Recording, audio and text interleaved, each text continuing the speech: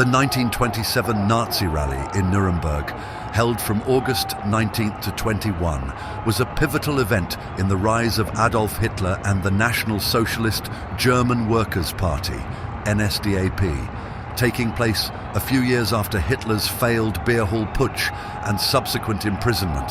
The rally marked a significant moment in the party's recovery and growing influence, attracting around 30,000 participants.